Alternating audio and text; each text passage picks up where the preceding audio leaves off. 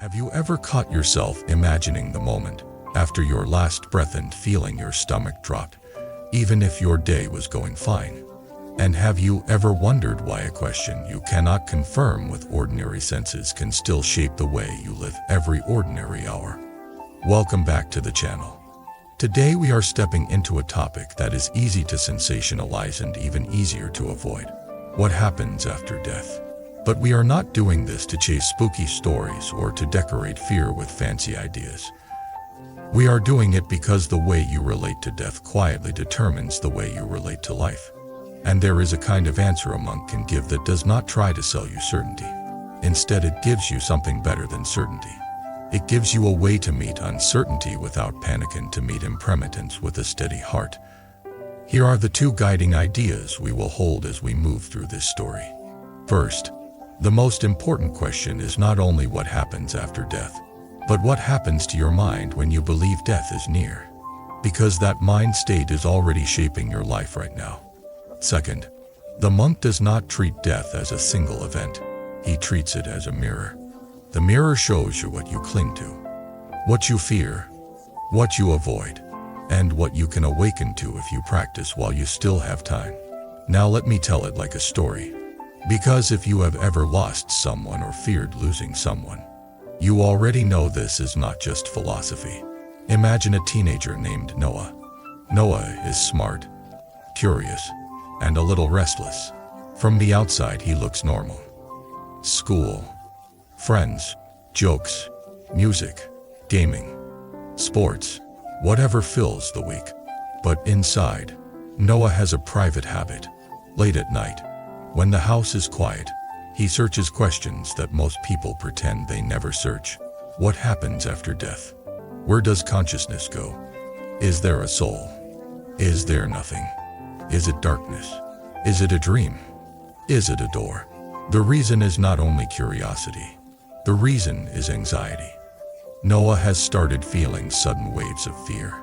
Sometimes it happens in class, sometimes on the bus, sometimes at home. The wave arrives like a cold hand on the chest. He cannot always explain it, but he can name the theme behind it. Ending, losing everything, being forgotten. The idea that everything he loves is temporary. Noah does what many people do. He tries to outrun the thought. He stays busy. He distracts. He jokes. He scrolls. He fills every gap with sound. But the fear keeps returning, especially when life gets quiet. One weekend, Noah visits his aunt. She lives near a small community center that sometimes hosts talks. Noah does not plan to go, but his aunt mentions a monk is visiting and answering questions from the public. Noah feels that mix of skepticism and hunger. Skepticism because he has seen people exaggerate spiritual things. Hunger because he wants an answer that does not collapse under pressure. They go. The room is simple. Chairs, water, a few quiet volunteers. The monk is not dramatic. He does not look like a movie character. He looks like an ordinary older person with an unusual calm. The calm does not feel performative. It feels practiced. People ask many questions. Some are about stress, some about relationships, some about anger, some about grief. Then Noah hears someone ask the question that makes the room tighten. What happens after death? The monk pauses, not because he is trying to build suspense, but because he is choosing words carefully. Then he says something that surprises Noah because it is not a direct story about heavens or punishments or secret tunnels of light. The monk says, before we talk about after death, we must talk about before death. Because the way your mind is trained now determines what you experience in any extreme transition. Noah leans forward. The monk explains that people often want a movie plot. They want a simple picture. You die, then this happened, then that happens. But the monk says the more useful approach is to look at mind, because mind is what you actually live inside. He describes mind as a flowing process of awareness, thoughts, habits, emotions, and intention. When the body is healthy, mind feels stable and familiar. When the body is threatened, Mind reveals its deeper habits. Then the monk says a line that Noah will remember for years. He says, "The unknown after death is not as frightening as the untrained mind before death." Noah feels a shock because he recognizes himself. His mind is not trained. His mind is loud, reactive, easily pulled by fear and fantasy. If that mind is what he has to bring into any unknown, of course he feels terrified. Someone in the audience asks, "So are you saying we cannot know what happened?" The monk smiles softly and says, "We can know some things, but not the way you want to know. You want certainty like a possession, but wisdom is not a possession. Wisdom is a way of seeing and a way of living." Then he offers a framework. He does not demand belief. He offers an experiment. He asks everyone to notice what happens when you think about death right now. Not the abstract idea, but the direct reaction. Do you feel tension in the body? Do you feel a tightening in the chest or throat? Do you feel images in the mind? Do you feel a story that says, "I will lose everything"? Do you feel the urge to run away? Noah feels seen. He feels his throat tighten. He feels a heat behind the eyes. It is not just fear of dying. It is fear of losing control. The monk says, that reaction is already your bardo. Your in-between state. Right now. The moment between calm and panic. The moment between not knowing and wanting to know. If you can learn to stay awake in that moment, you will suffer less in life, and you will also be less confused in any great change. Noah has heard the word bardo online, but it always sounded exotic and far away. Now it sounds immediate. Then the monk explains the core practice in a simple way. He says, when fear arises, do not worship it, and do not fight it. Recognize it. Feel it. Let it change. The fear is not permanent. The thoughts are not permanent. The body sensation is not permanent. Everything that arises changes. Noah thinks, that sounds too simple. But the monk adds the part that makes it powerful. He says the reason fear becomes unbearable is because we add a second layer. We say, this fear should not be here. This fear means something is wrong with me. This fear means danger is guaranteed. That second layer is what turns a wave into a flood. He tells a short story about a student who once asked him about death. The student said, I want to know if there is an afterlife so I can stop being afraid. The monk said, if I give you a story and you believe it, you might feel calm for a week. Then doubt will return, because fear does not come from lack of information. Fear comes from clinging. Noah feels that line hit his chest. Clinging. That word keeps appearing. Then the monk speaks about clinging in the most human way. He says we cling to people, to being right, to our image, to our memories, to our regrets. We cling even to pain because pain can become familiar. Then the monk says death is frightening because it looks like the ultimate unclenching, the ultimate loss of what you cling to. But then he says the twist. If you practice unclenching while alive, unclenching becomes familiar. Not easy, but familiar. And when something is familiar, it becomes less terrifying. Noah suddenly sees why older peaceful people look different. They are not peaceful because their life was perfect. They are peaceful because they practiced release. A woman in the audience asks, are you saying we should not love because love makes us cling? The monk answers carefully. He says love is not the same as clinging.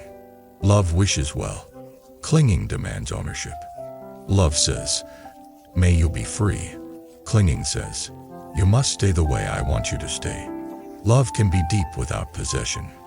In fact, love becomes deeper when you stop trying to own the beloved. Noah thinks about his family. He thinks about how he loves them and how that love sometimes feels like a threat because he cannot protect them forever. He realizes he has been trying to turn love into control, and that is why the love feels anxious. The monk continues and offers an approach to the after-death question that is both practical and gentle. He says, in the Buddhist you, what continues is not a fixed self like a solid object traveling through time. What continues is a stream of causes and conditions, a continuity of tendencies, intention, and awareness moments shaped by karma, meaning cause and effect in the heart and mind. Noah is used to hearing karma as a slogan. The monk makes it concrete. He says, when you practice anger, anger becomes your reflex. When you practice greed, greed becomes your reflex. When you practice kindness, kindness becomes your reflex. When you practice clarity, clarity becomes your reflex. The reflex is what you carry into the next moment, and the next moment becomes your life. If there is any continuation beyond death, it will follow the same principle. What you practice becomes what you meet. Noah realizes the monk is not trying to steer him into behavior. He is showing him a law of mind. Then Noah hears the part that feels like the eye-opening answer. The monk says, if you want to prepare for death, do not start with belief. Start with training attention. Train the mind to recognize thoughts without being dragged. Train the heart to respond with compassion instead of reflexive cruelty. Train the body to relax into the breath when fear rises. Because the mind you train is the mind that will meet every unknown.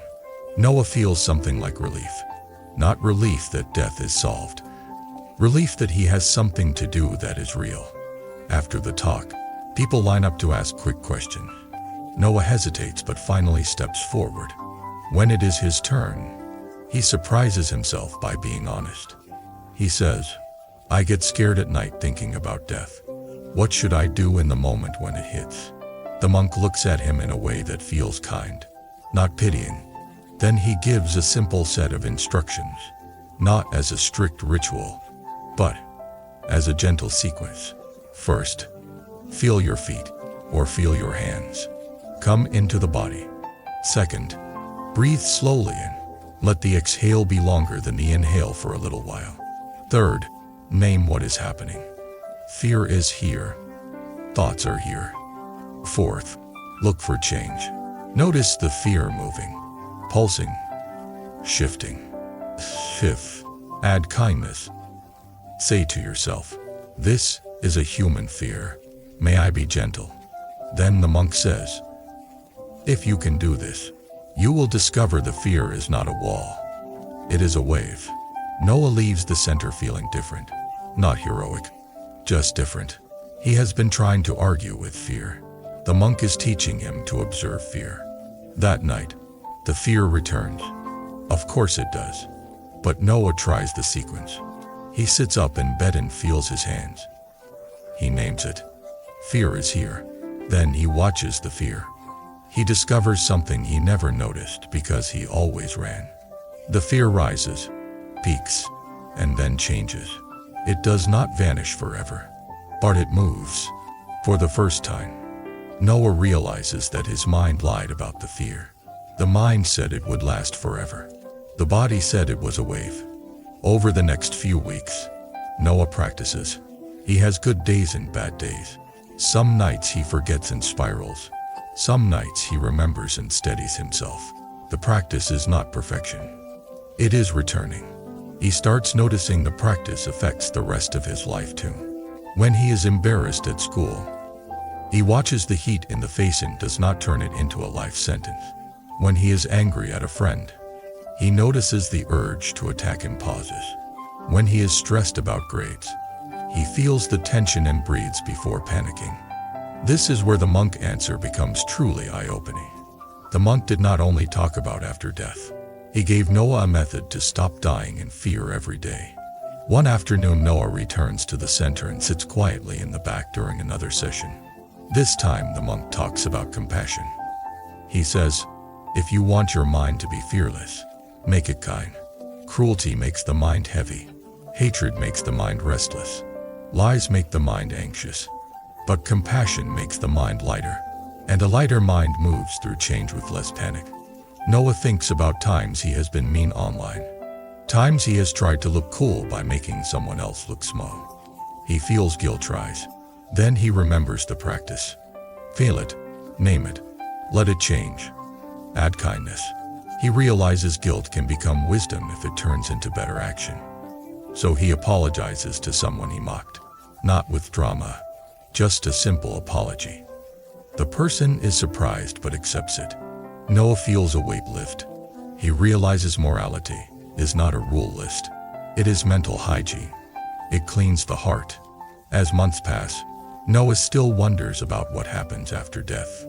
But the question changes.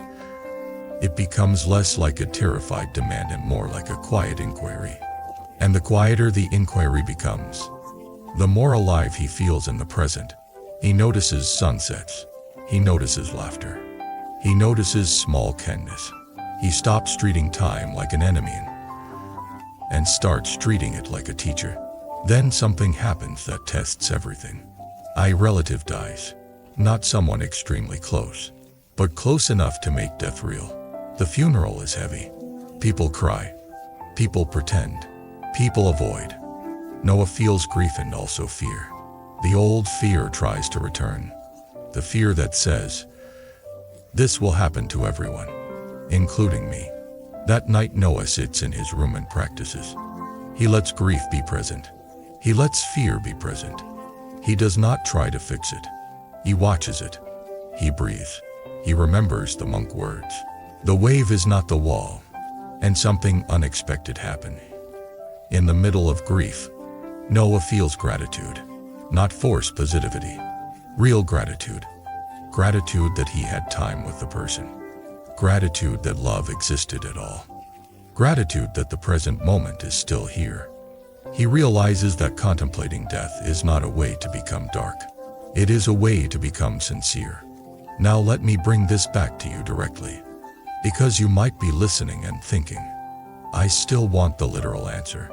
What actually happens after death? Here is the honest way to hold it without pretending. Many traditions make different claims. Some people speak of heaven. Some speak of rebirth. Some speak of nothingness. Some speak of mystery. The monk approach in our story does not demand that you pick a side as a badge. It asks you to practice what is true in your direct experience. You can directly verify that thoughts arise and pass. You can directly verify that fear changes. You can directly verify that clinging increases suffering. You can directly verify that compassion softens the mind. You can directly verify that presence makes life feel fuller. If there is continuation beyond death, a mind trained in presence and compassion is a wise preparation. If there is no continuation, a life trained in presence and compassion is still the best way to live. Either way, your practice is not wasted. That is why the monk answer is eye-opening. It removes the trap. The trap is thinking you need a perfect belief to become calm. The monk shows you that calm comes from training. Belief without training still collapses under fear. Training builds steadiness. Now let us close by looking at the deeper emotional meaning. Why do we fear death so much? Often because we fear losing control. Because death makes the truth obvious. You are not the owner of life. You are a participant. You are not a permanent manager of reality. You are a living being inside change. That truth can terrify you if your identity is built on control. But it can free you if your identity is built on presence. So the invitation is simple. Start practicing in small moments. When stress rises, return to the breath. When anger rises, pause before speaking. When shame rises, treat yourself with kindness and learn without self-hatred. When fear of death rises, do not feed it with endless stories. Feel it in the body. Watch it change. Then choose one compassionate action today. Because compassionate action is a way of honoring life. Now I want to share a personal style reflection in the spirit of this channel. I have seen that people who avoid death talk often live with more hidden anxiety, like a background hum. And people who face death honestly often live with more tenderness, because they stop wasting time on petty wars. They forgive faster. They say what matters sooner. They love more directly. That is the real gift. Death is not only an ending. It is a teacher that asks one question every day. Are you awake yet? And you do not need to answer with words. You answer with how you live. I want to invite you to share your own story in the comments. When you think about death, what is the first feeling that appears? Fear, sadness, curiosity, numbness, something else. And have you ever had a moment when facing impermanence made you more grateful, not less? If you found this helpful, subscribe to the channel, like the video, and leave a comment so we can keep building a space where difficult topics are handled with calm and honesty. If you want to support deeper long-form content, consider joining as a member. Thank you for being here. Until next time, breathe slowly, be gentle with your mind, and remember that the best preparation for what comes after is to live wisely before.